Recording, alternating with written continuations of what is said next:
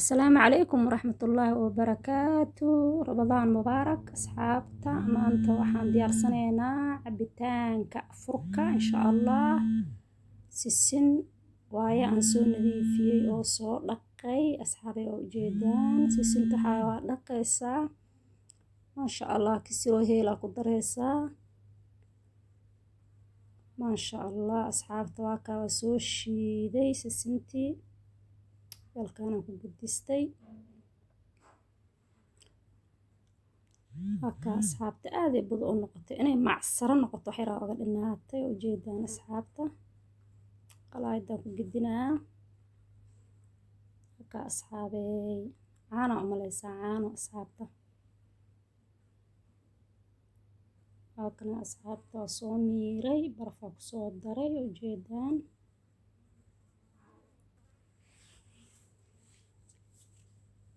halka asxaabta maasha Allah dadaa jecel asxaabta dadna waxay leeyihiin saliid miiran waaye marka qof walba wuxuu rabaa loo sameeyna asxaabta. kan waxaa waa isbaandhees waaye sokortaasaan ku darayaa bambeelmo cambaan waa ujeediin asxaabta. caanaan ku daray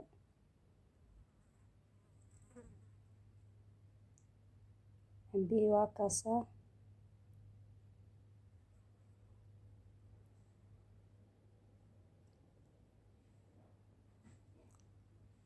isbaandheeskii sisintii isbaandheeskii iyo bambeelmadii intaasoo cabitaankeena ka koobnaa asxaabta. maadaama wax diyaarinaysiin asxaabtiinana hanigala faa'iideystaana isdhahay asxaabey. sharaabka waa kaasaa waa dalkeena hooyo mirahay ka soo baxay asxaabta. saartadu isticmaal waa kaasaa marna macsaro ka dhiga marna maasha Allah asxaabey. asxaabta da video waan ka heshaan like share comment bye.